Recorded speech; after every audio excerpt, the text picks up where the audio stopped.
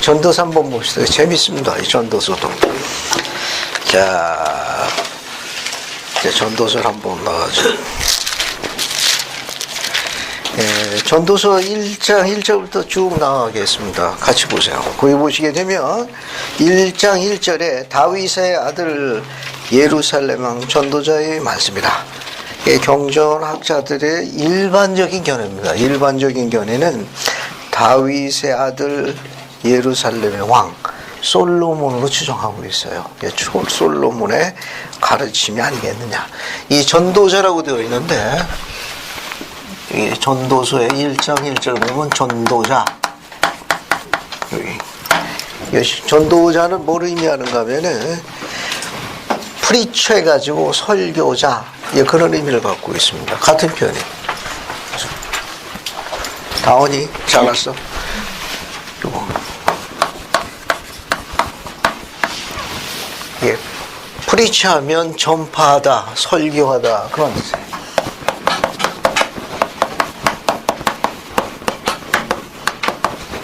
그게 ER이 붙었으니까 전파하는 사람,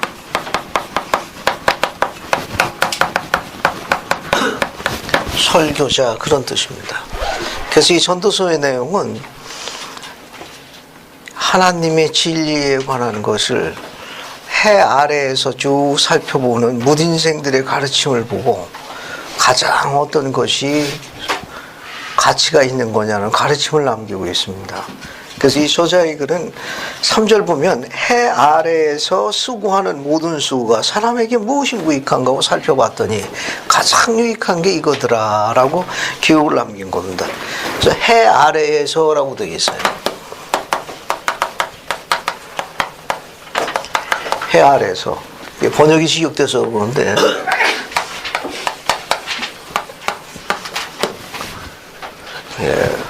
이 아래 under the sun 이렇게 되어 있는데 해 아래에서 문장을 이제 다르게 바꿔 쓸 수 있습니다. 여기 나와 있는 sun을 heaven 해가지고 하늘로 바꿔 썼어요. 하늘 아래에서 또는 지상 위에서 이 지상 생활의 삶을 비유적으로 의미하는 표현이에요. 여기 보면 해 아래에서 이 문장은 다른 말로 쓰면은 하늘 아래에서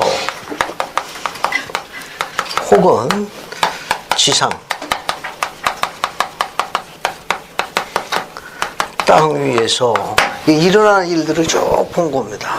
쭉 봤어요. 그래서 그런 내용이 이제 쭉 나옵니다. 그래서 한번 쭉 살펴보죠. 1장, 2장은 이렇게 쭉 넘어가시면 되고요. 자, 그 다음에 2장 21절 한번 볼까요? 2장 21절 보세요. 이제 해 아래에서 사람들이 사는 걸 본 겁니다. 거기 보면 어떤 사람은 그 지혜와 지식과 재주를 다하여 수고하였어도 그가 얻은 것을 수고하니 아니한 자에게 그의 목을 옮겨주나니 이것도 헛되며 큰 악의로다.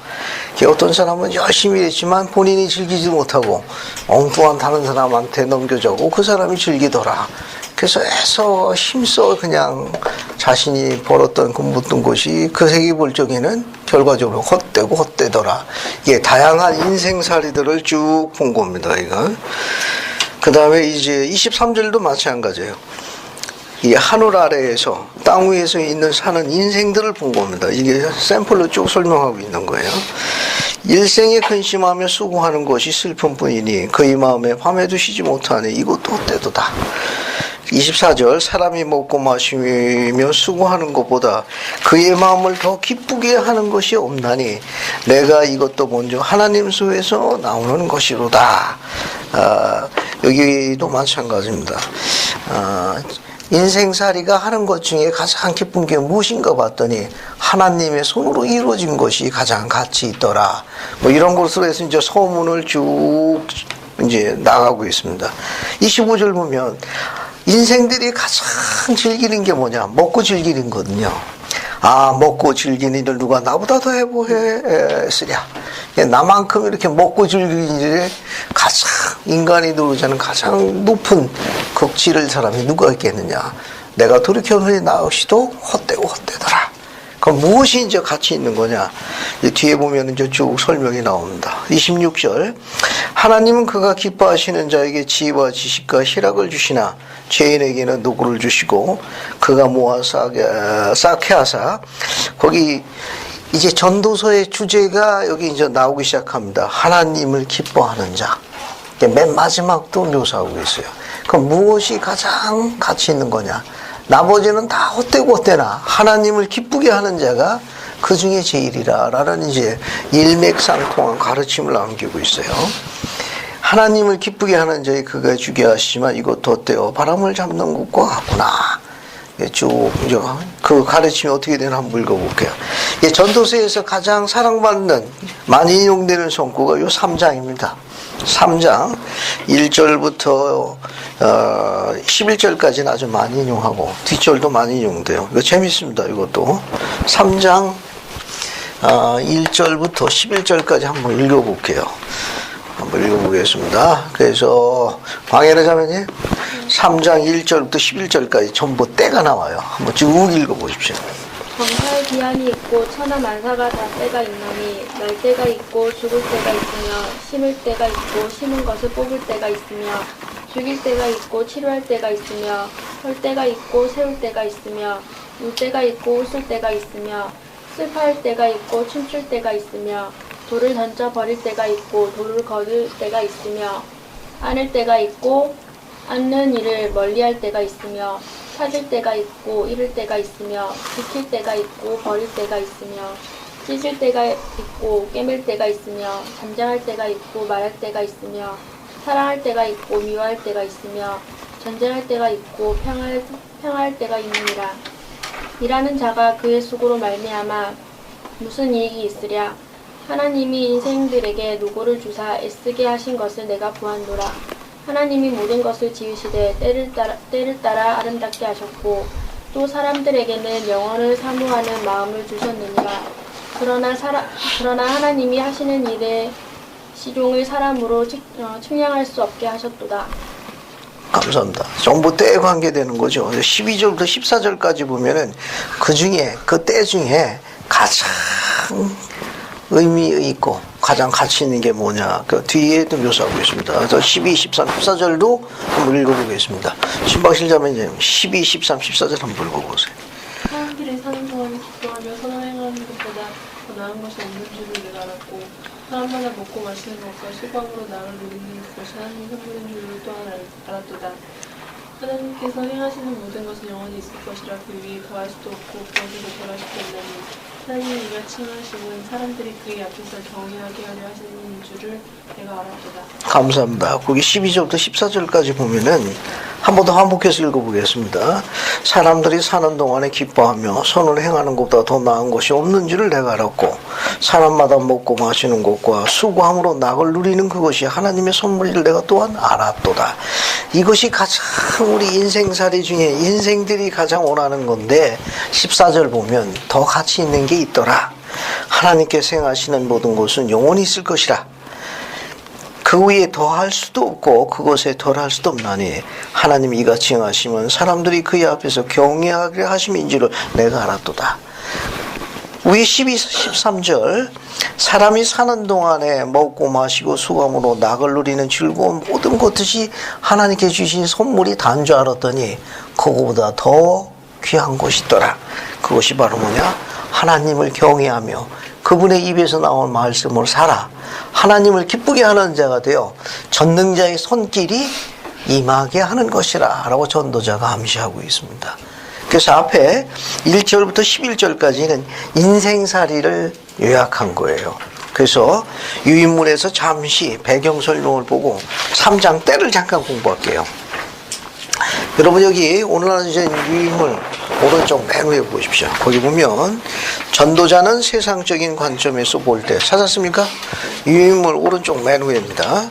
전도자는 세상적인 관점에서 볼 때 모든 것은 일시적이고 곧 없어져 버리며 영원한 것은 아무것도 없다고 한탄하고 있다.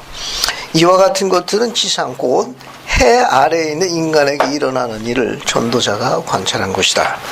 전도자는 영속적이고 영구적인 가치는 하나님의 계명에 순종하는 데 있으며 모든 일들은 하나님이 인간에게 행하는 심판에서 가려질 것이라는 결론에서 언급하고 있다.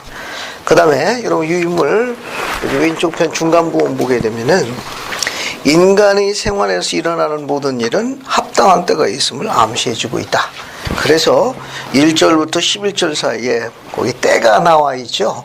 그 때 중에 여러분에게 가장 인생을 우리가 이 지상에서 좀 인생이라는 것을 살아가고 있는데 우리 삶에서 여러분에게 어떤 것이 지금 가장 피부에 와닿는지 한번 읽어보시고 옆에 있는 반원하고 한번 인생 경험을 잠시 한번 나눠. 나는 이때 내가 한번 경험한 일이 있다. 그래서 한번 읽어보시고 한번 옆에 있는 반원하고 내 인생 삶에 있어서 어떤 그런 때가 있었는지 한번 그 손구에다가 정말 그렇다. 내 삶에 이런 때가 있었다. 그런데 뒤에 있는 가르침대로 내가 그분의 손길에 의해 있다는 걸 내 이제 알고 내 그분을 경외하노라. 이런 간증을 나눌 수 있는 문맥이 혹 있는지 한번 살펴보십시오. 이거예요.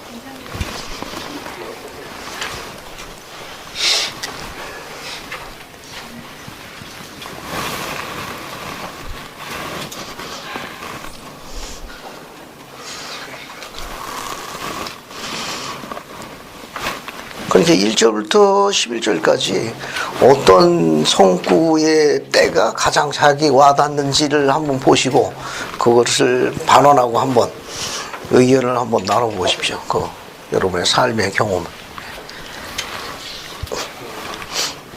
거기 와닿는 문맥이 있을 거예요. 와닿는 문맥이. 자, 안희숙 자매님 여기 방해대 자매님 여기 네 분이 한 팀입니다. 알겠습니까? 네 분이 한 팀이에요. 그리고 저기 정상호 형제님 뒤에 인큰승 님 하시고 전 자매님 뒤에 자매님하고 하십시오. 그리고 석대인 형제님 뒤에 박다은 자매님하고 그 다음에 이영숙 자매님은 여기 신방실 자매님 여기 같이 하십시오. 여기 세 분이 하시고 그리고 연교육 형제님 여기 미모의 자매들하고 같이 하십시오. 김상현 자매들 같이 몽땅 하십시오. 여기는 그냥 가족끼리 하시고 가족끼리 하세요.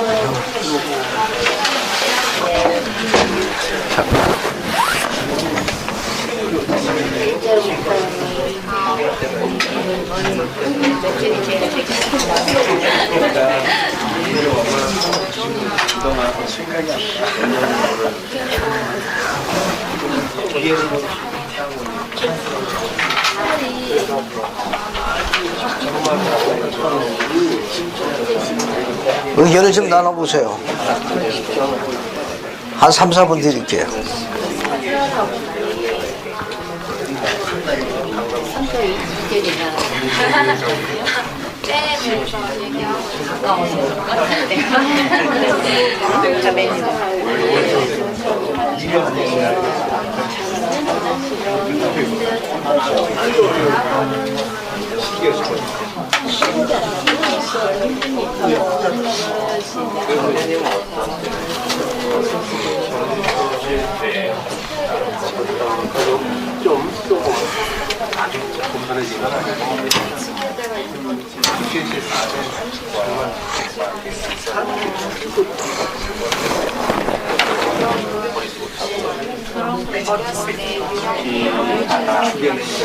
올 때도 있고 오실 때도 있고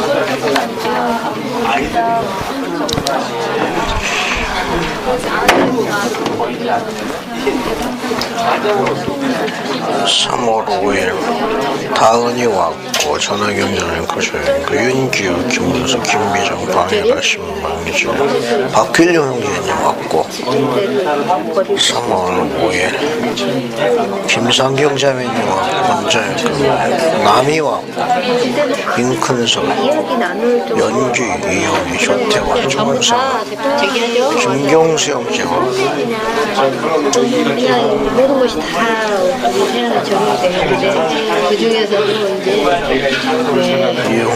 날 때 있고 죽을 때가 있다는 거 나이가 들어가니까 우리 손녀들도 다 가셨어도 여전히 살아있잖아요. 그러면 또 우리도 여전히 가고 난 뒤에 또 후손들이 여전히 이어갈 것이고 먹고 사는 것이 하나의 하나님의 계획 안에 이렇게 전달하는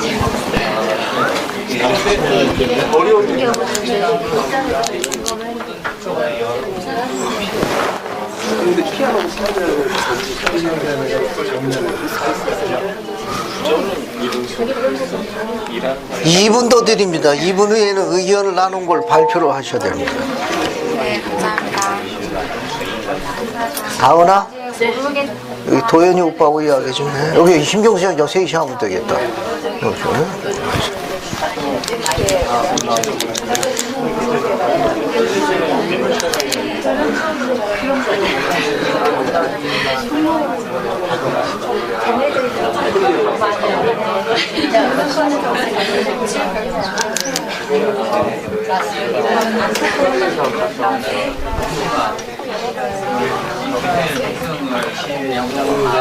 그래도 때가 있다라서 재밌었어요.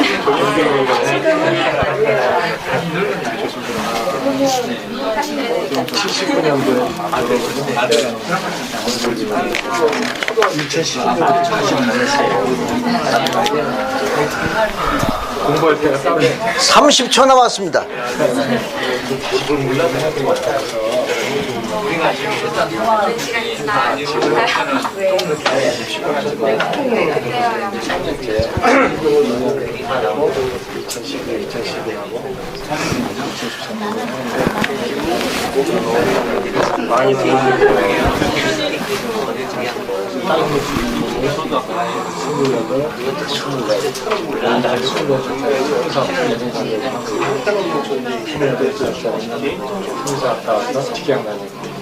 됐습니다. 이제 앞에 보십시오. 감사합니다. 이제 앞에 보세요. 예. 앞에 보라면 그때부터 이야기하시는 분인데 앞에 보세요. 이 전도서의 글은 생각보다 재밌어요. 우리가 잘 타치를 안 하고 그냥 넘어가는 복음서 중에 하나인데, 근데 하나하나 읽어보면 이 구약이 재미있는 건 우리 인생사를 그대로 묘사하고 있습니다. 그래서 훨씬 정감이 있어요. 또 전도서는 더 그렇고, 뒤에 12장 가게 되면 인생의 노년에 오는 그 허무감에 대해서 묘사하고 있어요. 앞에 1장 이전에는 헛되고 헛되다는 걸 바람이라고 묘사하고 있는데, 그렇게 자기가 먹고 마시고 즐기고 하는 그 왕으로서 누릴 수 있는 호사를 다 누렸지만, 이게 다 말짱, 헛되고 헛된 바람 같은 것이더라. 그래서 이런 걸 이야기를 하고 있습니다. 그 중에 가장 은혜로운 게 뭐였느냐, 나에게 남는 게 뭐냐, 전능자의 손길뿐이 없더라 라는 이제 그 문맥으로 쭉 이어지고 있는데, 그러니까 이 3장 1절부터 11절 안에는 우리 인생사입니다. 우리 인생사인데, 우리 인생사 가운데 그때는 잘 몰랐지만 그때는 힘들고 어렵고 정말 그 터널 끝이 안 보이는 거예요. 왜 나만 이런 터널에 있나 싶지만 시간이 흐르고 나니까 그것도 전능하신 분의 그러한 보이지 않는 은혜로운 다른 면에 있는 연장선에 있다는 걸 깨닫게 된다든지, 혹은 누구는 그렇게 하나님을 이렇게 받아들이고 따르는데 그렇게 쉽게 잘 따라서 하는데 자기는 잘 안 되는 거예요. 기도도 하고 뭐 여러 가지 이제 봉사도 하고 또 경전 공부도 하지만 보통 다가서는 걸 안. 나도 교회가 참되고 선지자가 참되고 나도 그런 좀 뜨거움을 좀 느끼고 싶은데 의도적으로 해도 하면 할수록 머리만 아프고, 이건 소속되어 있는 회원들이 어떨 때는 가끔 이쁜 것 같지만 안 이쁠 때가 더 많고, 뭐 예를 들면은 그렇다고 또 안 나가고 버티고 있으니까 행복할 것 같은데 또 지나니까 또 그립고 또 이렇게 아주 그냥 복잡한 거예요. 이런 게.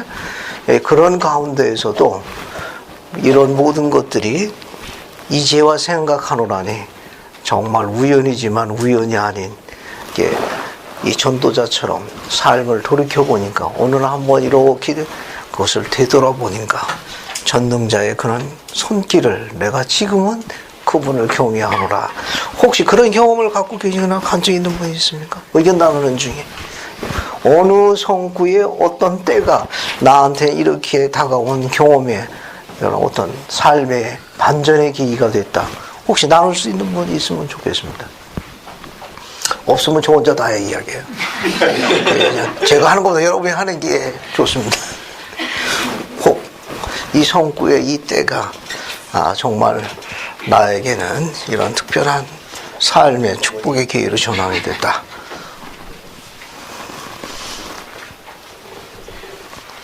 지나친 겸손은 뭐에 해롭죠? 영적인 건강에 해롭습니다. 나누실 분.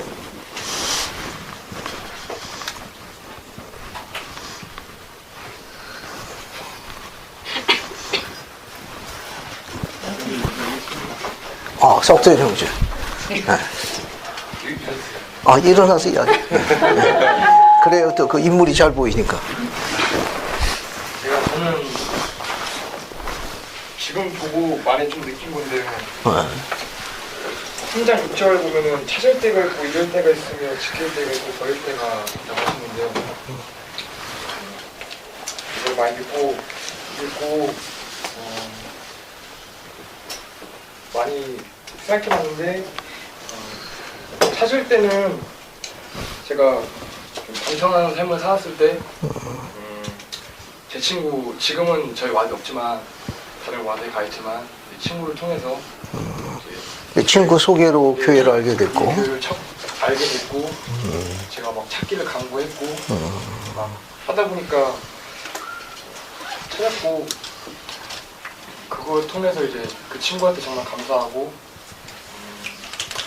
그 친구는 비록 그냥 저를 막 소개한 것 뿐이지만 이제 지금 이렇게 읽어보니까 이것 또한 하나님께서 그 친구한테 계시를 줘서 저한테 이제 저를 인도하라고 그런 느낌이 들고,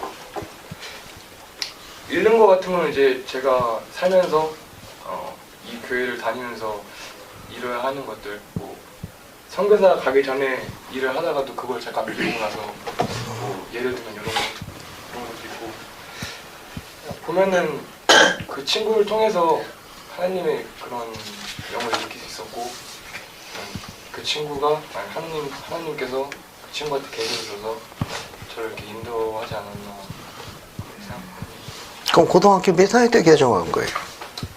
고3 때. 고3 때. 네. 함께 개종한 친구들도 더러 있었습니까? 있었는데 이제 그 친구들은 다시 그쪽으로. 그러니까 유일하게 남은 생존자네. 네. 감사합니다. 지금 선교사업 준비하고 있습니다. 그래서 고3 때 와드에 있는 한 학교 친구에게 가지고 소개를 받아가지고 그 친구 또래가 이제 같이 개종을 한 거예요. 그래서 이제 다 이게 떨어져 나가고 유일한 생존자로 남아가지고 이제 나라를 지키고 영예스럽게 이제 다시 돌아와가지고 지금 선교사업 준비 중에 있습니다. 자, 또 다른 분 아주 훌륭한 간증입니다.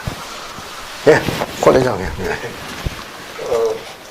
저는 이제 예수 그리스도 후기 성도교회에 대해서 처가 쪽을 통해서 오래전에 알았어요. 아주 오래전에. 알긴 알았는데 초대도 많이 받고 다니긴 했죠. 이게 올해라는 게 수십 년 되는 겁니다. 30년 전이죠. 한 30년 전에. 한 30년 전에 교회를, 처가 쪽의 교회를 다닌 겁니다. 네. 초기 회원이네. 그래서 이제 아이들은 보냈어요. 아이들은. 근데 저는 이제 기독교에 대해서 그렇게 좋게 생각을 안 했죠. 별로. 뭐 삼생에 대해서 논한다면 내세에 대한 것은 불교가 더 많다라고 생각을 했었죠. 기독교를 잘 몰랐을 때. 그래서 관심이 별로 없었어요. 뭐 특히 이제 조상에 대한 제사를 우상 숭배로 이렇게 치부해버리는 일반 기독교인들에 의해서 이제 그게 가장 마음에 안 맞았고. 협요감을 느꼈군요. 예, 많이, 아주 많이요.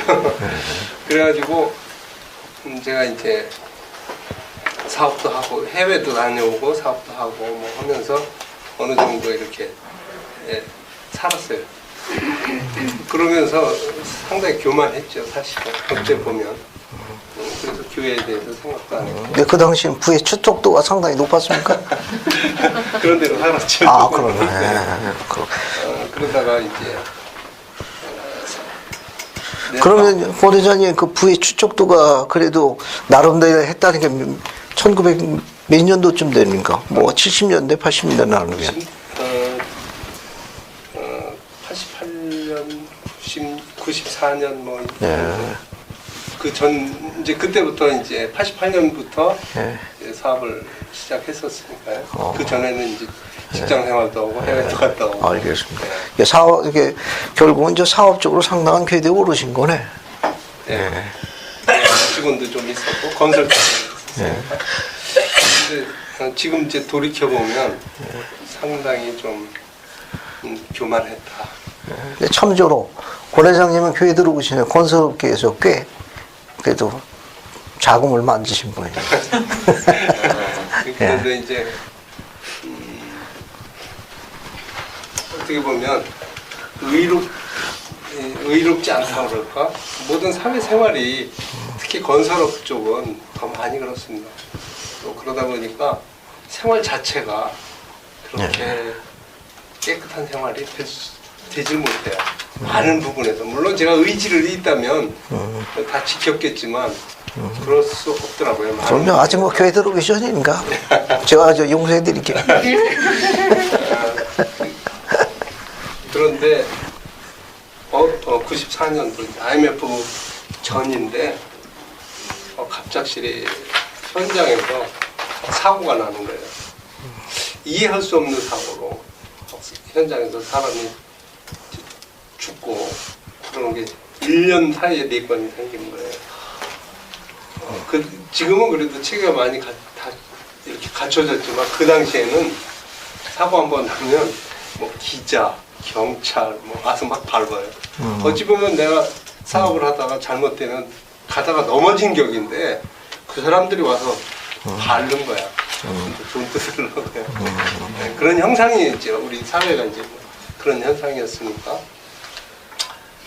그런 거를 보면서 많이 비애도 좀 느꼈고 인간에 대해서 이럴 수가 있나 라는 우리 사회가 이 정도뿐이 안 되나 그런 생각을 많이 했었죠. 그러다가 이제 그래서 이제 다 제대로 정리도 못하면서 이제 저 개봉동으로 어떻게 왔어요. 그 개봉동으로 온 것이 우연이었는지는 모르지만 거기 와서 이제 아까 자매님하고 얘기했는데 월세 지하 반지하 방에 들어갔어요.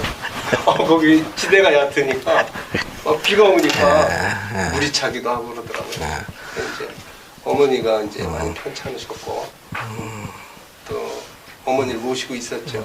그래서 제가 또 장남이라고 또 부모님은 모셔야 된다는 이제 그런 책임감이라고 그런 것 때문에 또 이렇게 모시고 있으면서 생활하는데 정말 힘들더라고요.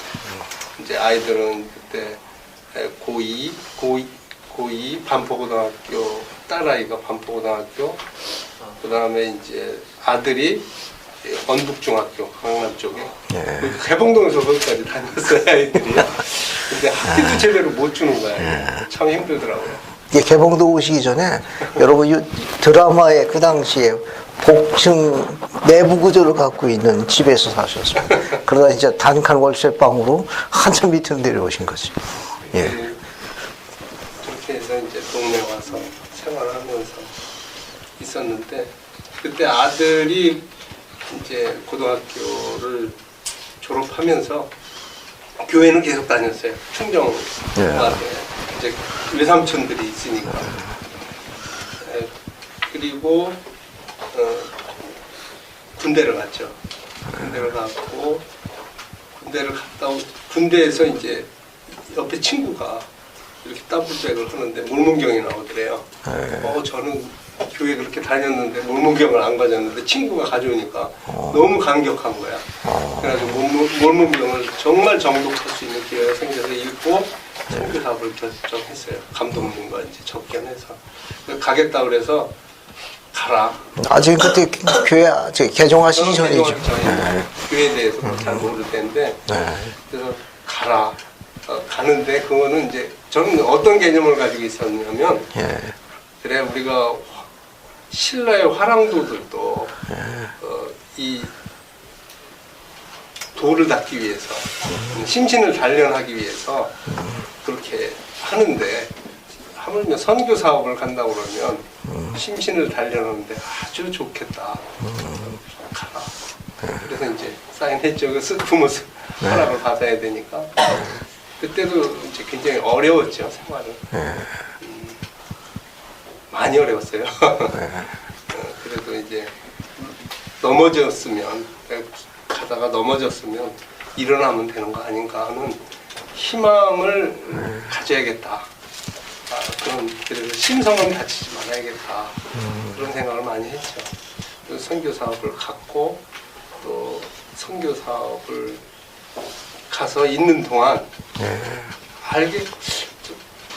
잘 알지는 못했지만 형편이 나아지기 시작하는 거를 느끼겠더라고요. 이제 아들이 선교사 간 후로. 네. 그래서 선교사를 간 것이 나중에 이제 생각을 했지만 그것이 굉장히 큰 축복으로 다가온 것이 아닌가 그렇게 생각을 했죠. 실제로 그랬고 또 선교 사업 갔다 와서는 이제 BYU 대학을 갔어요. 공부를 참 많이 못했었는데 기적적으로 갔어요. 네, 기적적으로 가서 예, 그 당시 학교 성적 내신 성적이 양같이 비슷했답니다. 아주 뭐 정말 다른 거는 다 잘했는데 노는 거, 뭐 춤 뭐 이런 거는 뭐 아는 분들은 다 아시죠. 정말 잘 춰요. 춤도 노는 건 잘 놀아. 근데 공부는 환경이나 여러 가지로 못했었죠. 근데 프로보를 갔어요. 또 자기가 한다고 그러니까 장학금을 받고 나오더라고요. 다행히. 그러면서 학교 다니면서 집에 왔어요. 와가지고 지가 이제 제가 돈을 못 대주니까 제대로 지가 아르바이트해서 벌고 뭐 해서 그래도 꽤 벌었더라고요. 그렇게 해가지고 이제 비행기 값도 안 줬는데 지가 온 거예요. 가서 지네 엄마 침내 주고 저도 아들로부터 침내를 이제 받았습니다. 근데 제가 침례를 받으면서 이 복음 토론을 했을 때 이 죽은 자에 대한 구원 의식에 대해서 이야기를 하더라고요. 근데 제가 평소에 관심을 가지고 있던 내세에 관한 문제였어요. 성경에 그런 이야기가 있냐? 그래가지고 그 부분이 관심이 많아가지고 그럼 내가 교회를 나가보겠다. 그래가지고 교회를 나왔죠. 그래서 이제 처음 간 곳이 개봉화입니다. 그때는 제가 뭐 동네 산악회에서도 꽤 인기가 있었고 그래서 이제 산악회장이었습니다. 뭐 술도 많이 먹었고 많이 아주 그 얘기는 녹음해서 삭제합니다. 제가 이제 침례를 받으면서 우리 여기 사위입니다. 네, 오늘 잡혀왔습니다. 네, 우리 제 구도자였죠. 제가 침례를 딱 받으면서 집에 왔을 때 제가 이제 술을 그날부터 안 먹는다 하던 이후로는 그날 이후 입에 대지는 않았습니다. 한 번도. 근데 이제 우리 사위가 또 그런 것들을 느끼면서 1년 후에 제가 침례를 줬습니다. 네, 이제 같이 복음 안에 있는데 다 이런 것들이 저는 개인적으로 주님의 인도가 있지 않느냐, 그분의 크나큰 그런 은혜가 없다면 감히 이 교회에 속할 수 있었겠나 그런 생각을 합니다.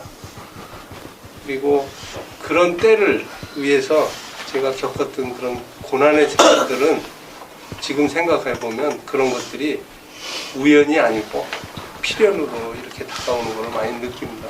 그래서 저는 전도서 3장을 가장 잘 인용하고 예, 재미있게 읽습니다. 감사합니다. 네, 예수 그리스도 이름으로 간증드립니다. 예, 감독님으로 개종하신 지 2년 만에 감독님으로 부름을 하셨습니다. 그 4년 동안 봉사하셨는데 지척의 사정권에 대했던 사위가 침례를 받을 수밖에 없었습니다. 감독으로 부름 받으신 다음에 집행서기를 불러가지고 너무 혹사가 아니라 학대하시는 것 같더라고요. 아주 특별한 경험을 얘기해서 감사합니다. 제가 지금 인용할 게 하나 있어서 지금 잠깐 여러분의 의견을 듣고자 했습니다. 여기 왼쪽 편 중간 부분 보면은 토마스에서 몬슨 회장님이 하신 말씀이 있습니다. 모든 것에는 찾았습니까? 네. 그거 한번 읽어볼게요. 이용수 자매님, 그거 보이세요? 모든 것에는. 네, 나중에 읽을게요. 그것을 인도하는 힘이 있습니다. 어떤 일이 일어날 때 그것은 우연이 아닙니다. 우리가 어느 날 우리의 삶에서 확실히 우연으로 보이는 것들을 돌이켜볼 때 결국 그러한 것들이 우연이 아니었다는 것을 깨닫게 될 것입니다. 감사합니다. 그 토마스 S. 몬스 회장님이 무슨 얘기를 하셨는가 하면은 모든 것에는, 이 모든 것에는 우리 주변에서 일어나는 일입니다. 우리 주변에서 일어나는 일에는 그 일을 인도하는 가이딩 핸드라고 설명하셨어요.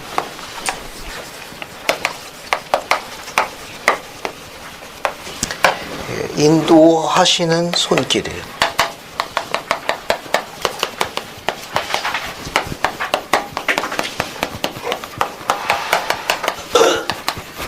그러니까 우리 주변에서 어떤 일이 일어날 적에는 그 일이 가이딩 핸드, 보이지 않는 손길, 즉 주위의 손길이 인도하는 경우가 있을 수 있다는 걸 가르치셨어요. 그래서 뭐라고 가르치셨는가 하면은 모든 것에는 그것을 인도하는 힘이 있습니다. 가이딩 핸드, 인도하는 힘이 있는데 어떤 일이 일어날 때 그것은 우연이 아닙니다. By accident. 우리는 우연이죠. 개봉도로 온 건 우연입니다. 한국에 온 것도 우연해요. 친구가 소개한 것도 우연이고 전부 우연입니다. 전부 우연입니다. 예? 수많은 여자 중에 또 그 여자를 아내로 맞이해가지고 또 이 교회와 접촉하게 되는 것도 어떻게 보면 우연이죠. 여기 보면 어떤 일이 날 때 그것은 우연이 아닙니다. One day, 어느 날입니다. 어느 날 우리가 우리 삶에서 그때는 확실히 우연으로 보이는 건데 삶의 어느 정점에서 look back, 되돌아보는 겁니다. 되돌아볼 적엔 결국 그러한 일들이 우연이 아니었다는 걸 깨닫게 될 것입니다. 라고 가르치셨어요. 우리는 우연이죠. 우리는 우연이라고 합니다. 종교에서 강의 들어오는 거, 함께 토론하는 거예요. 우리는 전부 우연을 생각하는데 인생이 어느 한 정점이 돼가지고 루크백 되돌아보게 되면 전능하신 분의 친절하신 자비로 인한 손길이 임했다는 걸 알게 되고 그것이 우연이 아닌 피를 인하는 걸 알게 된다. 이게 남녀 간의 만남, 가족을 구성하는 거, 또 여러 가지 건강상의 아픔, 실직, 부도, 여러 가지 이별, 사별, 뭐 이런 모든 것. 이게 전도자가 해 아래에서 일어나는 인생들을 보니까 지금 그런 가르침에 대해서 몬슨 회장님이 덧붙이신 겁니다. 그래서 옆에 인용문이 2개가 있어요. 근데 그 중에 벤 칼슨 박사가 그분의 자서전에서 쓴 글이 하나 있고 밑에는 조셉 B. 워슬린 장로님이 쓰신 글이 있습니다. 이 2개는 뭐냐면 다 때가 있다는 겁니다. 근데 그 때가 되면 결정을 하는데 이 결정이 늦어지면 후퇴한다는 거예요. 결정이 곧 진보라는 거예요. 적절한 시기에 적절한 결정은 진보와 같은데 그 결정을 느리게 하게 되면 진보로부터 후퇴라는 거예요. 그래서 여기 오른쪽 2번째 보면은 벤 칼슨 박사의 자서전에서 인용한 글이 있는데 아주 재밌는 글입니다. 한번 읽어볼게요. 잉크스를 이거 한번 봅시다. 저는 제가 가고 싶은 곳은 어디든 갈 수 있으며 하고 싶은 것은 무엇이나 할 수 있다는 것을 이해하기 시작했습니다. 나의 성공을 결정하고 제한하는 유일한 사람은 바로 나 자신이었습니다. 제가 일단은 그것을 이해하자 인생에서 부정적인 상황들을 통제할 수 없다는 생각과 그로 인해 생긴 피해의식은 즉시 사라졌습니다. 저는 가만히 앉아서 누군가가 나를 위해 뭔가를 해주기를 기다릴 필요가 없다는 것을 깨달았습니다. 감사합니다. 밑에 거 조셉 B. 워슨장님 가르침도 상당히 재미있습니다. 이것도 한번 읽어볼게요.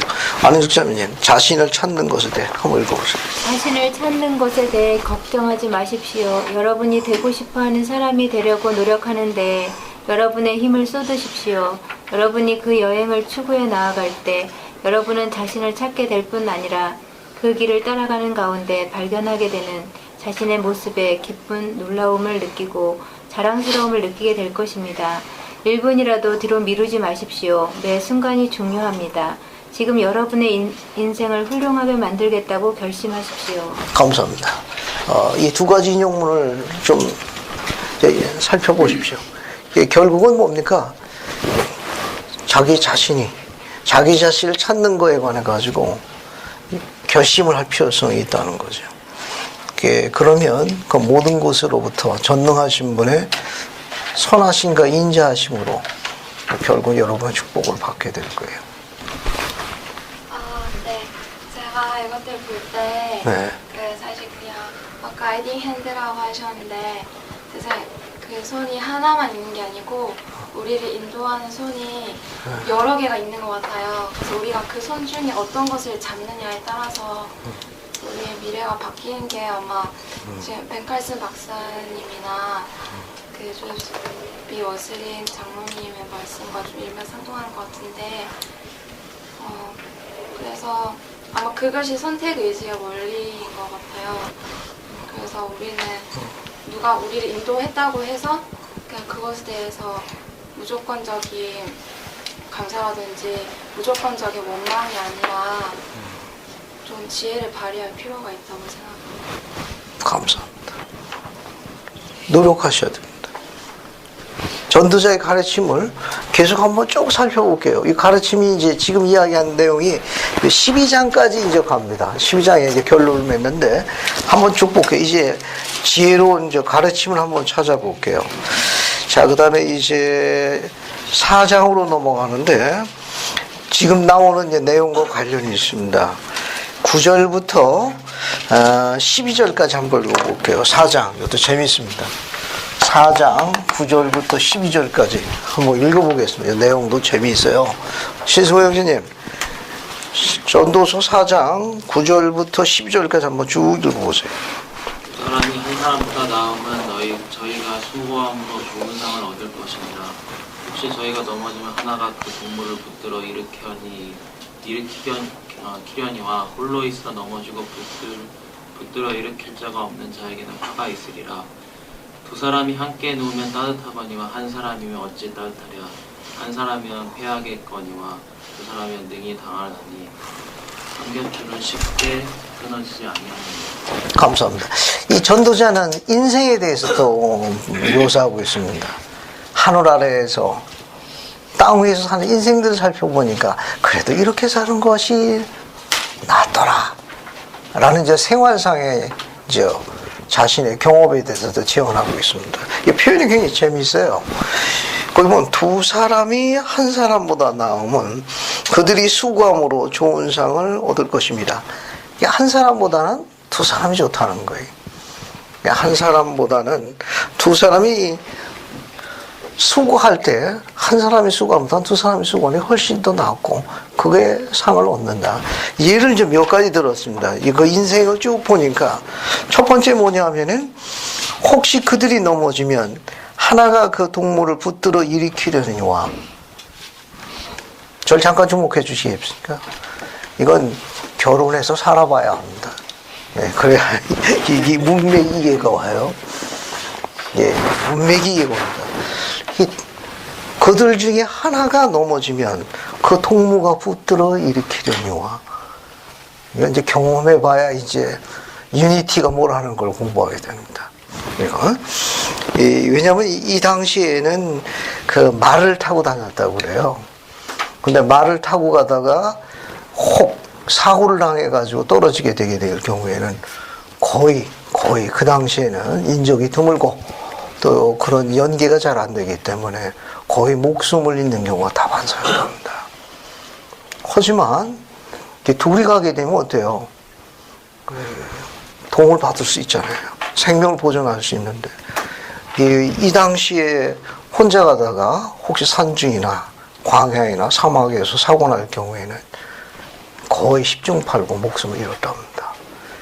이게 이 전도서의 저자는 인생을 볼 적에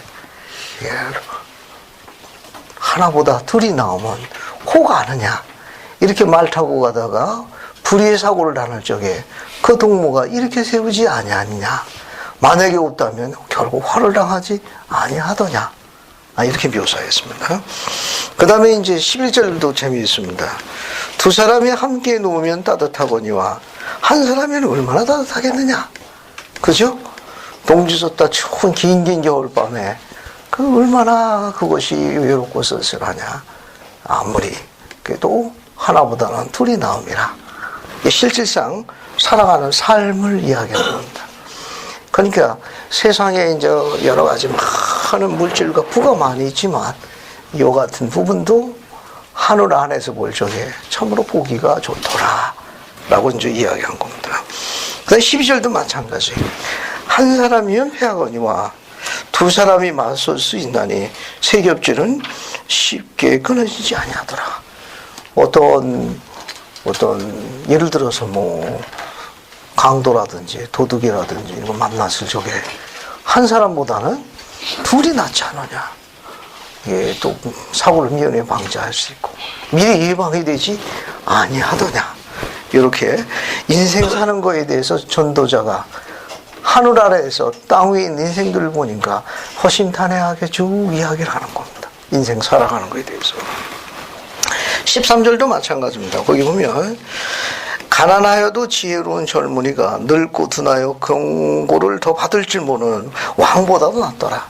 이건 계속 성장하는 의지를 이제 그 인생에 대해서 논하고 있는 겁니다. 그냥 정상에 머물러 가지고 정체되는 것보다는 가난하지만 목표를 정해 가지고 계속 나아가는 성장에 대한 의지와 노력이 인생의 보기가 좋더라 라고 이야기하고 있는 겁니다.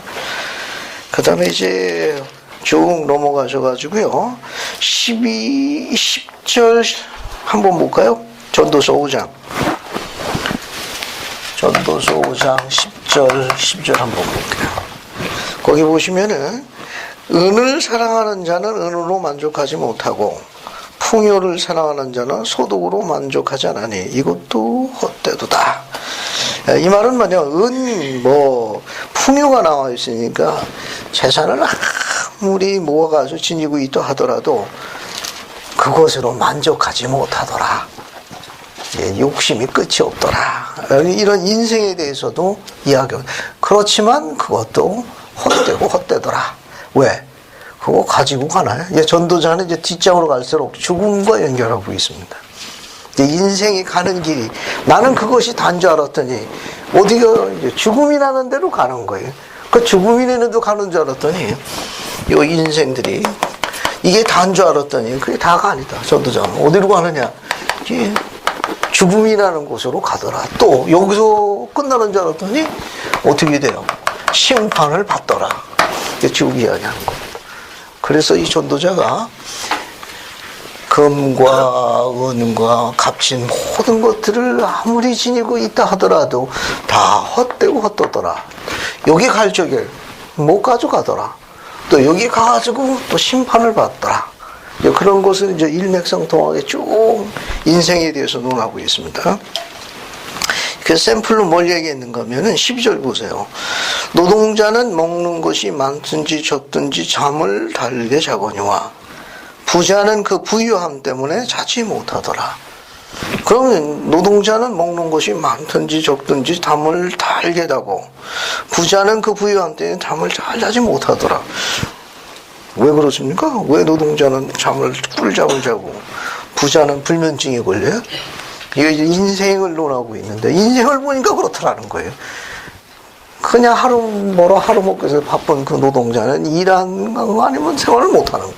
그래도 그냥 꿀잠을 자거든. 그런데 넘치는 자는 불면증이 시달려서 잠을 못 자더라. 이 인생들아 라고 이야기하는데 이게 왜 그렇습니까? 어떻게 된 거예요? 왜 이게 넉넉한 자가 이게 꿀잠을 못 자고 불면증이 시달리고 있고. 예, 전전에. 재산을 지켜야 되니까 생각을 많이 해요. 머리도 많이 감사합니다. 생각이 많아요. 생각이 많아서. 예, 가진 것이 없으면 그냥 열심히 자면 돼. 근데 가진 것이 많으면 고민이 많습니다. 이걸 복리로 할지, 재형으로 넣을지, 주식으로 할지, 복잡해. 아주 적절하게 전도자가 묘사하고 있습니다. 그래도 한번 줘보시는 게 좋겠죠? 불면증이 걸리더라도 한번 가져라도 보게. 저 불면증 걸려도 괜찮은데요. 모르겠습니다. 그분이 검토해 보시려는지. 잠언의 이 전도서의 저자 16절도 보세요. 여기 보면 이것도 큰 불행이라 어떻게 왔는지 그대로 가니 바람을 잡는 수고가 그에게 무시. 이 바람은 앞에 재산을 상징한 걸로 보고 있습니다.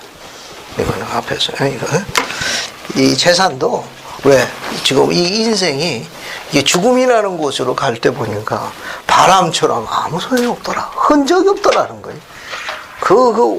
온 생애 동안 그 고된 수고를 거쳐서 쌓았던 그 모든 것이 마치 바람과 같더라.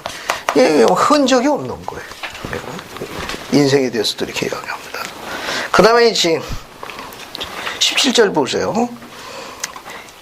일평생을 어두운 데서 먹으며 많은 근심과 질병과 분노가 그에게 있느니라.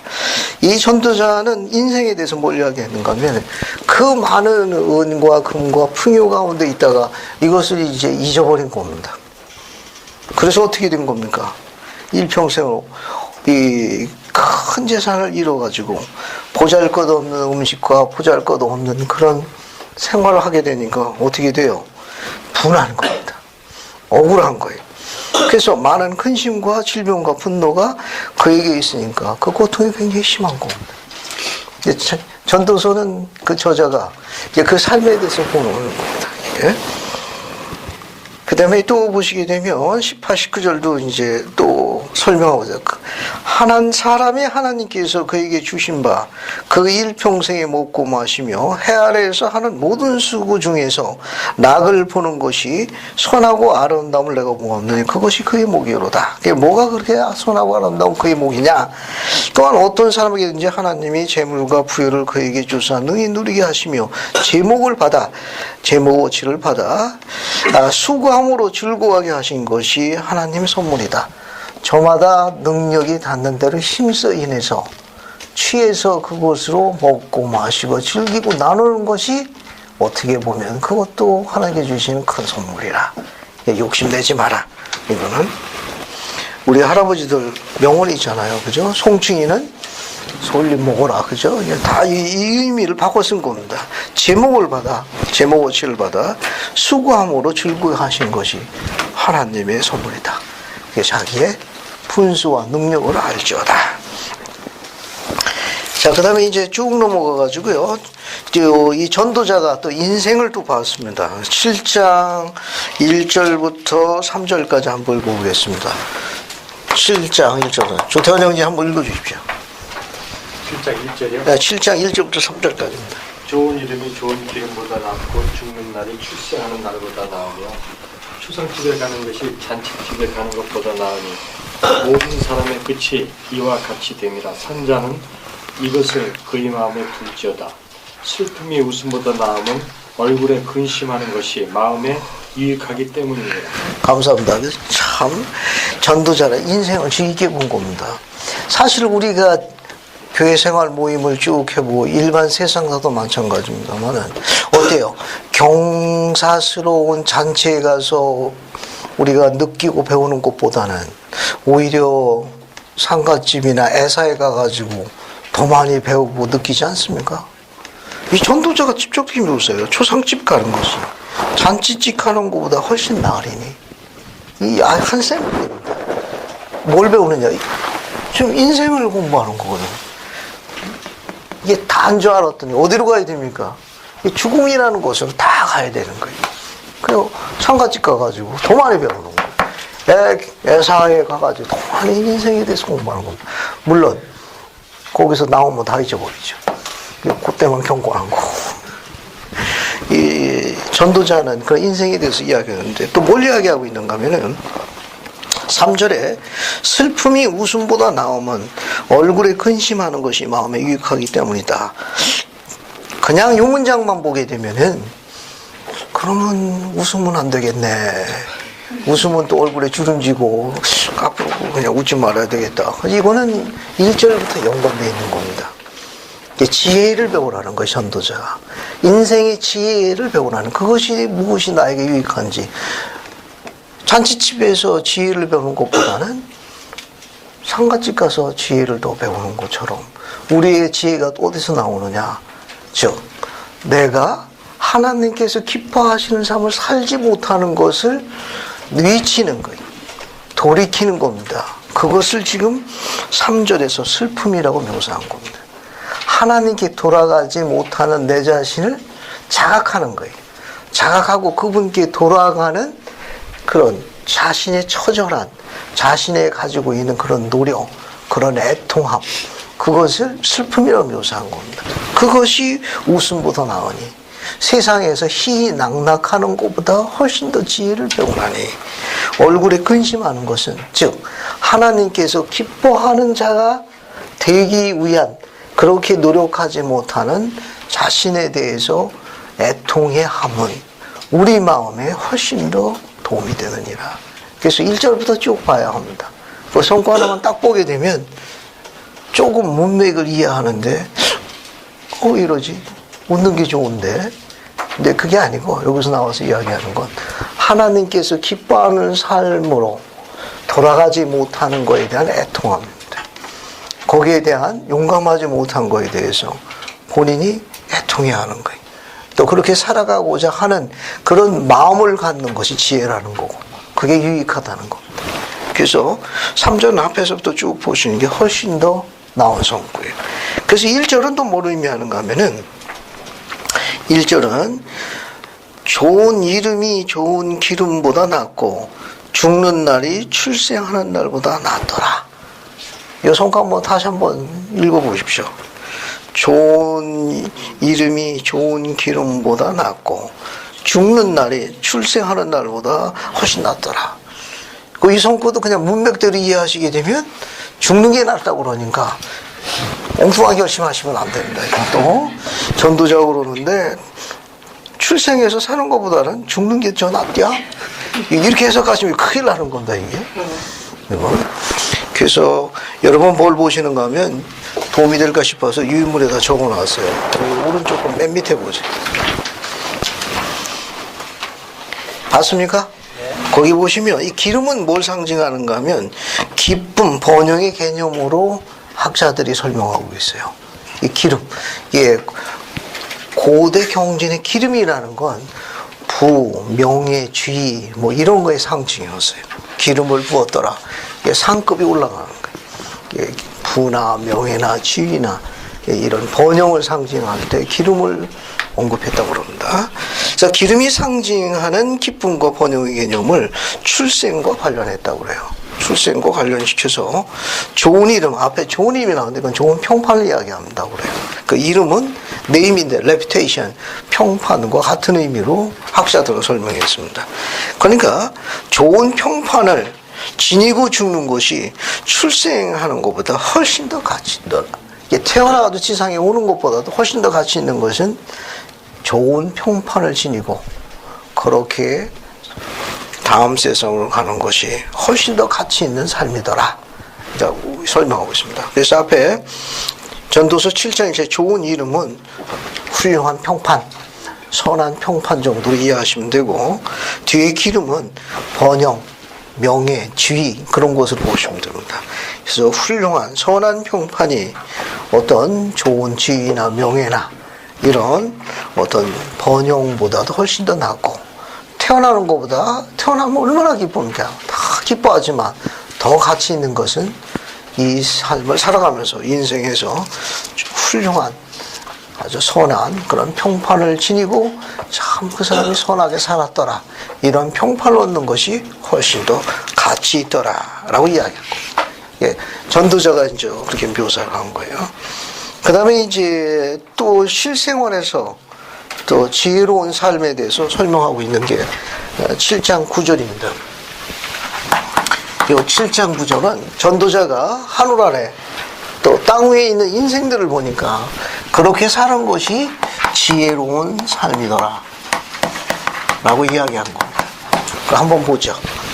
한번 보겠습니다. 그래서 7장 9절 한번 읽어보겠습니다. 요 손고도 조인규 형제님 7장 9절 한번 읽어주십시오. 전도서 7장 9절입니다. 급한 마음으로 노를 바라지 말라. 노는 우매한 자들의 품에 머무름이니라. 감사합니다. 제가 시작하면 같이 읽겠습니다. 이거 흰크레자님이 인용한 성구의 대회 때. 준비됐습니까? 제가 시작하면 같이 읽습니다. 자, 시작. 급한 마음으로 너를 바라지 말라. 너는 우매한 자들의 품에 머무름이니라. 감사합니다. 이거 성구 몇 개를 한번 찾아볼게요. 여러분 그 옆에다가 잠언 16장 32절, 그 다음에 제3리 11장 29절부터 30절, 그 다음에 에베소서 4장 26, 27, 세 손구를 같이 찾아보죠. 그래서 전의 경자매님은 잠언 16장 32절 한번 부탁드릴게요.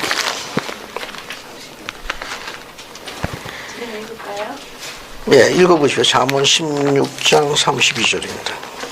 노하기를 더디하는 자는 용사보다 낫고 자기의 마음을 다스리는 자는 성을 빼앗는 자보다 나으니라. 감사합니다. 이 성구도 많이 인용합니다.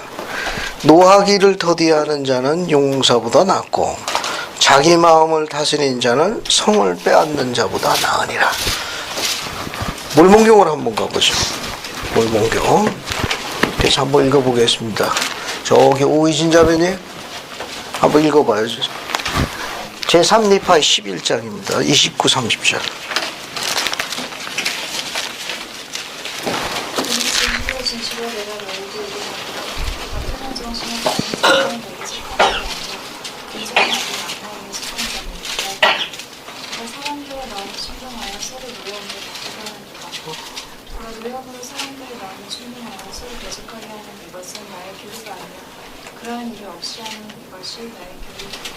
감사합니다. 한번 읽어보겠습니다. 이는 진실로 내가 너에게 이르거니와 다투는 정신을 가진 자는 내게 속한 자가 아니요 분쟁의 아비인 악마에게 속한 것이라. 그가 사람들의 마음을 충동하여 서로 노여움으로 다투게 하는도다. 보라, 노여움으로 사람들의 마음을 충동하여 서로 대적하게 하는 이것은 나의 교리가 아니요 그러한 일이 없이 하는 이것이 나의 교리더라. 잠언의 저자의 글과 몰몬경에 나와 이 기록을 보게 되면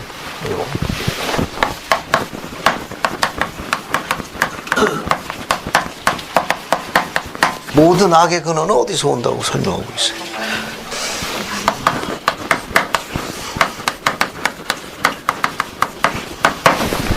쉽지 않죠. 예, 몰몬경의 가르침은 뭐로 의미하는가 하면은 전도자도 가르치고 있는 겁니다. 전도자도 같은 가르침이에요.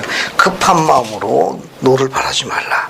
화내는 것은 어리석은 자의 품에 머무는 것이다. 어리석은 자가 품에 안고 다니는 게 뭐냐? 화내는 거라는 거죠. 화내는 자는 어리석은 자고 지혜가 없는 자다라고 가르치고 있고, 몰몬경에도 교리적으로 설명하고 있습니다. 몰몬경에도 화를 내서 다투게 하는 것은 악에서 온다는 거죠. 이건 그래서 이렇게 화를 내 가지고 다투는 거, 이것은 그리스도의 것이 아니라는 겁니다. 그리스도의 것이 아니라는 거예요. 다투는 것은, 다투지 않는 것이, 그것이 그리스도의 것이죠. 다투는 것은 악마의 것입니다.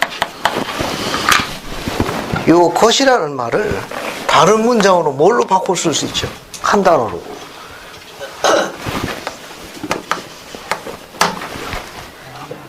그리스도형을 지닌 자는 화를 내거나 다투지 않습니다.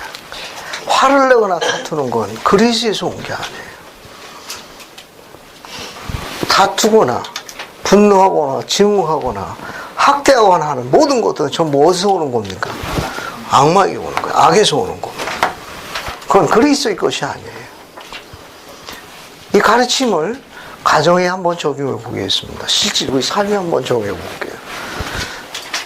이스라엘의 신권을 지닌 형제 여러분, 사도 바울의 가르침 한번 적용해요. 그분은 결혼의 전문가입니다. 이거 한번 읽어볼게요.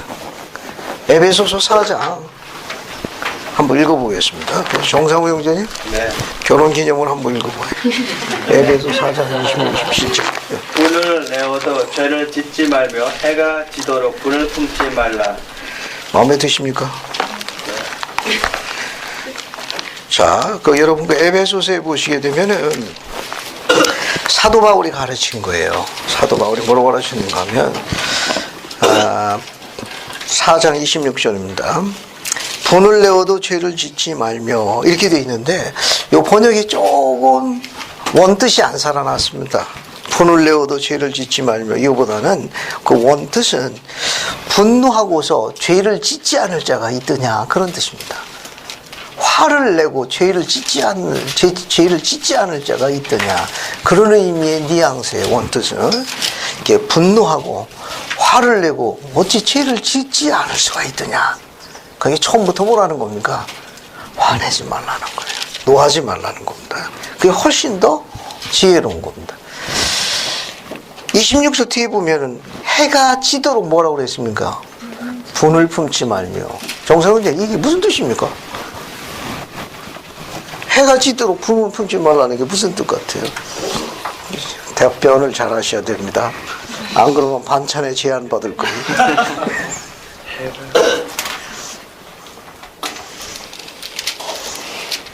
벌써 지금 심장이 두근두근 하시는 것 같아요. 감사합니다. 조인구 형제님, 해가 지도록 분을 품지 말라는 게 무슨 뜻 같습니까? 빨리 잊어버리려는. 감사합니다. 역시 경륜이 쌓이니까 생존 방법을 아시네. 그게 사는 길입니다. 제가 보니까 장수하실 것 같아요. 그게 잘하는데 앞에서 그거 갖고 지금 고민을 그렇습니까? 네, 한국에서 운전을 하다 보니까. 충분히 이해합니다. 제가 지금 안으로 좀 들어가 볼게요. 이 사도 바울은 이 글을 다른 면에서 많이 이제 설명할 수 있는데, 사도 바울은 결혼 생활에 대해서 정확하게 질문, 행복한 결혼 생활의 방법입니다. 27절에 뭐라고 그랬는가 하면 이렇게 나와 있어요. 마귀로 틈을 타지 못하게 할지니라.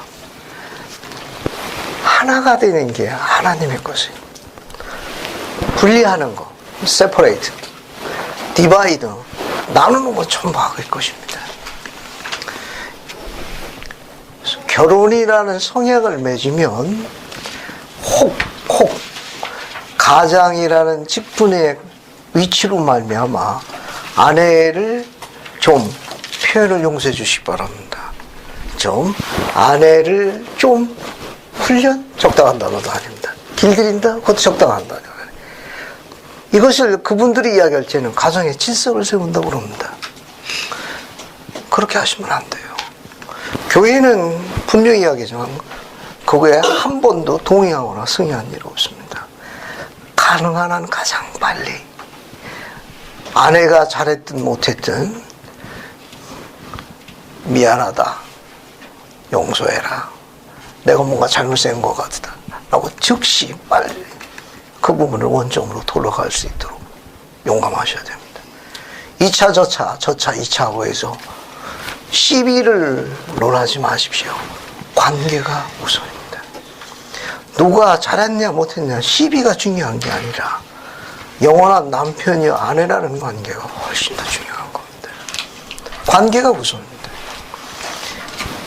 사도 바울이 이 가르침을 남긴 거나 전도자가 가르친 것은 굉장히 지혜로운 겁니다. 시비를 논하는 자가 미련한 자입니다. 그쪽을 질서를 잡기 위해 가지고 그것에 대해서 통제하고 그것에 대해서 무언으로나 다른 면으로다가 압력을 구사하는 건 우매자의 품에 머무르는 어리석음입니다. 왜냐하면 아내나 남편은 경쟁 상대가 아니에요. 하나입니다. 경쟁 상대가 아닙니다. 이 글을 좀 잘 이해하실 필요성이 있어요. 여러분 오늘날 유임을 맨 뒷장 한번 볼까요? 킹크리 장님의 가르침입니다. 맨 뒷장 보세요. 2007년 11월 대회 때 하신 말씀을 제가 인용해 놨습니다. 맨 뒷장 보세요. 맨 뒷장. 찾았습니까? 네. 제가 한번 읽어볼게요. 우리 킹크리 장님 너무 사랑스러운 우리 선지자입니다. 결혼 생활 몇 년 했느냐? 67년 하셨다네. 67년 하는 동안 말다툼 몇 번 했을 것 같아요? 한 번도 안 했습니다. 한번 읽어볼게요. 우리가 문제에 빠지게 되는 경우는 화를 낼 때입니다. 운전 중 화를 내는 건 분노의 증후스러운 표현입니다. 잘 보세요. 다른 거는 이야기하지 않겠습니다. 결혼해서 아내나 자녀를 태워 갈 적에 혹 본의 아니게 의견 차이가 있을 수 있습니다. 때로는 그게 약간 말다툼이 일어날 수도 있습니다. 제 경우로 볼 적에는 자녀에 관한 문제라든지 아니면 시댁 문제, 그것도 이제 금전과 관련돼 있을 경우, 그때 이제 의견 차이가 있을 수 있습니다. 근데 본의 아니게 수용이 안 되면 운전이 거칠어진 경험이 있습니다. 킹크리장님 이 글 읽고 나가지고 크게 회개했습니다. 아들들에게 부탁했습니다. 아빠도 예전에 그런 경험이 있는데 지금 돌이켜보는 아니 굉장히 부끄러운 일이다. 너희들도 나중에 결혼해서 혹 의견 충돌을 위해서 마음이 상할 때가 있을 게다. 화가 나가지고 운전이 거칠어질 수 있는데 아내나 자녀를 태운 상황에서는 절대로 그래 하면 안 된다. 신신당부했습니다. 킹크리장님은 운전 중 화를 내는 건 분노의 증오스러운 편이라고 가르치셨습니다. 힘드시겠지만 특히 한 사람이 몸이 아닙니다. 그는 한 가족의 장이에요. 그가 문제가 생기면 연고 없이 그 아내와 자녀들이 그 짐을 지고 가야 합니다. 그래서 중요하신 분들이에요. 그래서 좀 혈압이 올라가고 실질질이 자꾸 이상하게 변형되는 한에 있어서도 참으셔야 됩니다. 왜? 가족이기 때문에 그래요. 운전 중 화를 내는 건 분노의 증오스러운 표현입니다. 다음은 찰스 W. 페런지에 관한 이야기입니다. 그는 우리 교회로 개종한 사람으로서 영국에서 약 11년 동안 선교사로 봉사했습니다.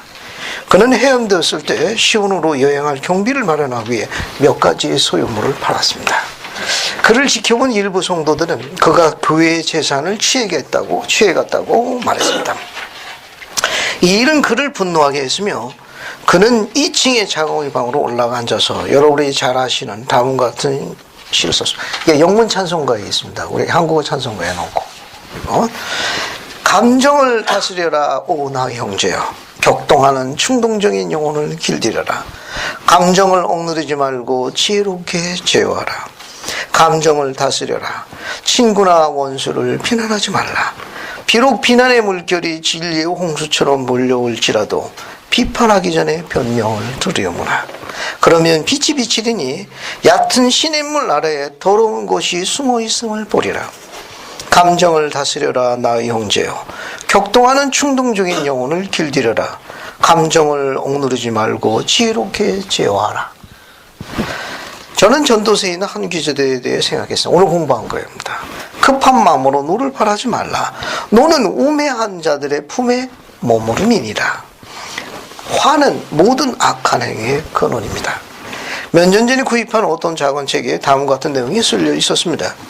한 번은 신문에서 비방이 대상이 된 사람이 에드워드 에버렛에게 와서 어떻게 해야 할지를 물었다. 에버렛은 이렇게 말했다. 아무것도 하지 마십시오. 신문을 산 사람 중 절반은 그 기사를 보지 않았습니다. 그 기사를 본 사람 중 절반은 그것을 읽지 않았습니다. 그 기사를 본 사람 중 절반은 그것을 이해하지 못했습니다. 그것을 이해한 사람 중 절반은 그것을 믿지 않았습니다. 그것을 믿은 사람 중 절반은 여하튼 개의치 않는 사람입니다. 재밌죠? 본인만 확대한 거예요.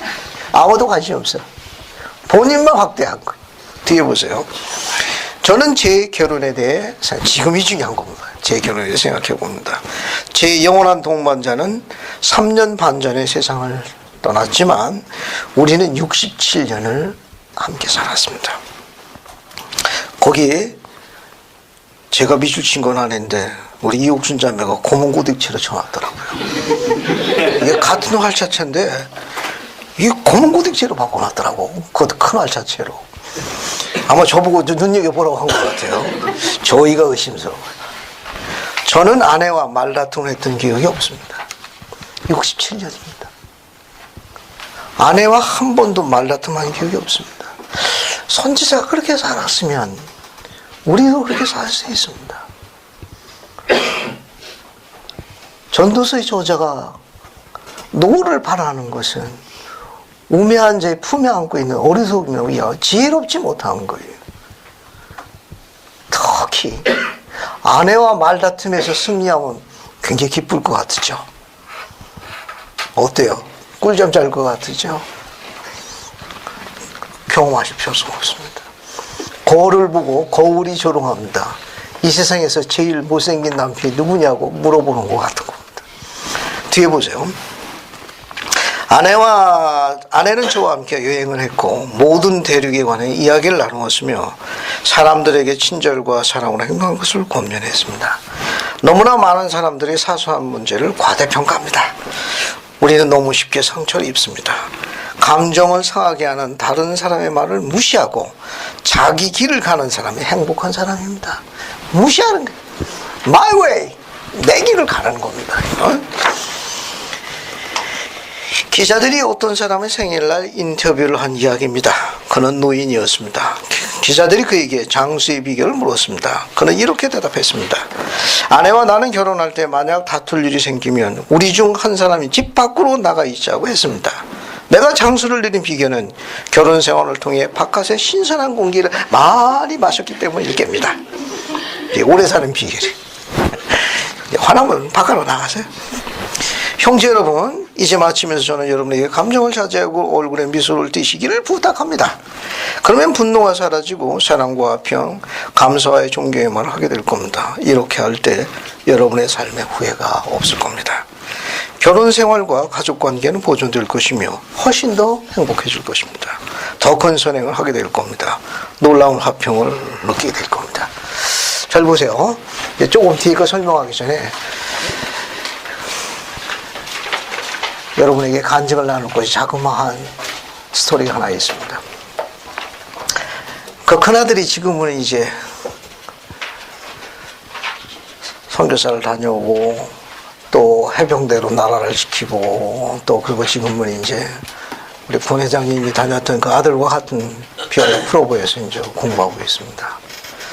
그 아들이 초등학교 저학년 때는 몇 학년인지 기억은 잘 안 나는데 아마 제가 보기에는 한 3학년 좀 됐을까 기억이 잘 안 나는데 집에 돌아왔더니 식탁에서 아내가 오늘 있었던 일을 이야기하더군요. 그 여자 짝꿍 엄마한테 전화가 왔대요. 그 여자 짝꿍한테 전화가 왔는데 그 내용이 뭐 있는가 하면은 그 주변에 있는 다른 남자 그 짝꿍들이 아마 이제 자꾸 이제 괴롭혔는가 봐요. 찔러고 자꾸 뺏고. 그랬더니 제 아이가 친구들한테 얘는 내 짝꿍이야. 내가 보호해야 되니까 괴롭히지 마. 그러면서 이제 단호하게 그걸 전부 정리를 하더랍니다. 그래서 그 여자 짝꿍이 집에서 이야기를 했고 또 그것을 들은 엄마가 그러면 그 남자 짝꿍 전화번호를 지금 알아갖고 오라고. 그래서 이제 제 아내에게 전화를 했던 겁니다. 제가 가정의 말적에 우스갯소리로 종종 이야기합니다. 아빠가 이 세상에서 제일 싫어하는 거 두 가지. 하나는 여자에게 손대는 거. 다른 하나는 지금 아빠하고 엄마가 이야기합니다. 큰 소리로 여자에게 이야기하는 거. 아빠가 세상에서 제일 싫어하는 두 가지란다. 그냥 어릴 적부터 아이들한테 스스럼없이 이야기를 했습니다. 이것이 교회에서 배운 겁니다. 신권을 지닌 이스라엘 형제들은 신권을 지니고 있는 순간부터 무슨 일이 있어도 하늘이 갈라지고 땅이 쪼개지는 한이 있어요. 절대로 아내에게 손대면 안 됩니다. 아, 그럼 자녀는 되는군요. 그렇게 생각하시면 안 됩니다. 알겠어요? 절대로 무슨 일이 있어도 손을 대면 안 됩니다. 만약에 손을 대가지고 눈물을 흘리게 되면 여기 가실 겁니다. 그죠? 여기 쓰시게 될 때 그 딸의 눈물 한 방울당 100배 이상으로 그분께서 보상해 줄 겁니다. 그러니까 생전에 100배 이상 잘하시도록 노력하셔야 될 거예요. 있을 수 없는 겁니다. 틀린 사람들이 많은데. 지금 제가 경전을 지금 여러 해 동안 가르치지만 저는 한 번도 그런 가르침 못 봤습니다. 만약에 아내에게 그렇게 수행하고 싶다면 선지자에게 편지를 보내세요. 12월 25일 날 7시부터 5분 동안 제가 의로운 행동의 지도력을 구사할 테니까 승인해 주십시오. 아마 승인 받으려면 복천영 가셔야 될 거예요. 있을 수 없습니다. 제가 분명히 이야기하지만 있을 수 없는 일입니다. 혹시 제가 약간 톤을 강하게 한 걸 용서하십시오. 저는 제가 감독으로 봉사하고 스테이크로 회장으로 오랫동안 봉사했지만 제가 제일 협오하는 것들입니다. 시온의 왕국은 그 딸들의 희생과 관정으로 왕국이 세워진 거예요. 안 그러면 이 왕국이 지속할 수가 없으나 말라 죽을 거예요. 그 딸들의 희생과 그들의 그와 같은 봉사가 없으면 이 왕국은 포존하지 못합니다. 아니면 그 형제가 애를 낳든지 그래서 애를 키우든지 있을 수 없는 일입니다. 그 딸들이 그 남자의 아이를 낳을 적에 피를 흘려 목숨을 걸고 낳은 자녀들입니다. 무슨 일이 있어도 지킨 자녀들이에요. 우린 그 딸들에게 존경과 존중심으로 자랄 이유를 갖고 있습니다. 하물며 손을 댄다는 것은 있을 수 없는 일입니다.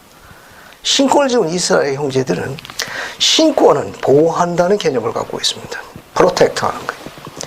이스라엘 딸이 신권 형제가 있을 때 가장 안전하다고 하는 것을 주님께서 요구하셨습니다. 이 세상 어떤 남자 말고도 신권을 지닌 남자와 함께 있을 때 가장 안전하다는 걸 그가 일생 내내 증거해야 합니다. 그가 지혜로운 자예요. 그렇게 못하는 자가 왜 안 자고. 혹 표현이 약간 여러분이 부담이 돼서 용서해 주시기 바랍니다. 그러나 교리는 확실한 거예요. 교리는 분명한 겁니다. 또 하나는 지금 이야기 안 돼요. 톤입니다. 아내에게 점잖게 이야기한다고 그러지만 마음을 불편하게 하는 그런 표현 방법 이런 것은 학대의 연장성에 있습니다. 만약에 아내가 편안하면 옆에 있는 사람이 느끼는 감정은 4배 이상 편합니다. 그러니까 흥미있는 거예요. 그러니까 한 남편이 한 아내를 편안하게 해주면 주변에 있는 사람은 4배 이상 편안합니다. 한 남편이 한 아내를 그렇게 평강하게 대해주게 되면 주변에 있는 사람은 4배 이상 평범합니다. 하물며 자녀들은 말할 것도 없죠. 아무리 어린 거라도 분위기는 파악할 줄 압니다. 보면 압니다. 또 아비가 그렇게 한 걸 그대로 배워 그대로 수행합니다. 그러니까 자연스럽게 배워가는 거예요. 예수 그리스도 후계 성도교회에서 회복된 복음에 대한 신권의 원리에 대해서 선지자의 가르침을 제가 인용한 데는 그만한 이유를 갖고 있는 겁니다. 이해하셨습니까? 하지만 하루아침에 되지 않을 수도 있습니다. 그렇다 하더라도 우리 이스라엘 형제들의 가능성이 있으니까 주님의 시간표로다가 여러분 지금까지 잘 참고 견뎌오셨습니다. 잘 해오셨어요. 이스라엘 형제를 대표해가지고 더 잘할 수 있도록 격려해 주십시오. 용기를 주시고 그렇게 수행할 수 있도록 변화될 수 있도록 도와주십시오. 그러면 제가 지금 이야기한 대로 여러분의 가장 훌륭한 지킴이로 이 임무를 수행할 겁니다. 이제 자녀들이 이제 세 자녀가 다 귀한 선교사입니다. 그리고 교리도 알고 간증도 있어가지고 이제 어떤 이야기를 한다든지 뭐 이렇게 평회 모임, 가족 평회든지 이렇게 할 때 보면 이제 의견이 이제 약간 이제 차이가 있을 수 있습니다. 이야기하거든요. 아무래도 그 아빠 생각이 잘못된 것 같아요. 예전에는 있을 수도 없는 일입니다. 예전에는 저는 그렇게 못했어요. 하지만 지금은 안 그렇습니다. 지금은 저도 세월이 간 것 같아요. 그러면 예전에는 있을 수 없는, 그때는 그만큼 제가 우매했던 거죠. 그럼 바로 해야 합니다. 사랑하는 딸아, 미안하다. 아빠가 생각이 조금 과격했던 것 같아요. 이제 표현이 그렇습니다. 너무 교리적으로 접근한 것 같다. 그렇지. 네 말대로 그쪽은 아마 나름대로는 최선을 다한 거 있을 수 있는 네 의견이 맞는 거 같구나. 딸이 이야기했거든요. 아빠 같이 있으려 볼 적에는 용납하기 쉽지 않을 거지만, 그러나 아빠 제가 보기에는 그래도 그쪽은 최선을 다하고 있는 첫 걸음일 수도 있어요. 그래. 네 의견이 맞고. 예전에는 아니야. 이게 계시다. 이게 계시고 아빠가 이 집안의 가장이다. 따르라. 뭐 이런 식이었거든요. 어느 날 바뀌기 시작했습니다. 어느 날 바뀌기 시작한 것은 자녀에게 미안하다. 아빠가 잠시 생각한다. 사과한다. 아빠가 좀 더 잘해보도록 하마. 이 이야기가 부끄러운 게 아니라는 걸 생각하게 됐습니다. 얼마 전까지만 해도 제 사전에는 있을 수 없는 일이었습니다. 왜? 계시니까. 그 지금 가끔 되돌아서 웃습니다. 안 계시네. 도움이 됐으면 좋겠습니다. 그러면 자녀들은 그 아버지에 대해서 훨씬 더 신뢰감을 갖습니다. 훨씬 더 아비에 대한 설명할 수 없는 의지와 왜? 소통이 되는 거예요. 그래야 아내와 자녀의 영혼이 성장합니다. 소통이 안 되면 영혼이 성장 안 합니다. 이 교회가 1820년 팔마이수 속에서 교회가 회복됐어요. 아버지와 아들이 방문해가지고 그 어린 조셉 14살짜리 대화하셨습니다. 조셉아라고 부르시면서 이는 내 사랑하는 아들이요 내 기뻐하는 자는 그 아들이다. 전능자와 대화했습니다. 그 대화로 인해 가지고 조셉이라는 어린 영혼이 성장한 거 아니에요. 숨겨져 있는 다른 가르침이 하나입니다. 이 교회는 대화를 통해서 영혼이 성장한다는 걸 첫째 실언에 담겨두셨습니다. 아버지가 어린 아들과 대화했습니다. 구속주가 어린 자녀와 대화하셨습니다. 영혼을 키우셨습니다. 흥미있지 않습니까? 가정 안에서 신권해진 남편이 소통이라는 대화라는 기술을 통해 가지고 아내의 영혼을 키울 수 있습니다. 자녀의 영혼을 키울 수 있습니다. 비록 먹고 사는 것이 제한받을지 모르지만 소통되는 아버지와 함께 한다는 건 전도자가 볼 적에는 그만한 가치가 없을 거예요. 혹시 도움이 되셨습니까? 이 7장 9절은 전도서에 나와서 킹크레자님 인용하신 대표적인 성구 중에 하나입니다. 7장까지 설명하는데 성구 하나만 더 보고 마칠게요. 여기 전도서 7장 16절 보세요. 16절 보셨습니까? 이 성구도 재밌는 성구입니다. 그래서 저기 김경수 형제님 전도서 7장 16절만 읽어주세요. 지나치게 의인이 되지도 말며 지나치게 지혜자도 되지 말라. 어찌하여 스스로 패망하게 하겠느냐. 감사합니다. 여러분 거기 16절 보시면 지나치게 의인이 되지도 말며 지나치게 지혜자 되지 말라. 반갑죠? 여기 의인이 되지 말라네. 지혜로운 자도 되지 말고. 이게 들은 것도 마음속으로 예 되는 대로 사는겨. 생긴 대로 노는 거고.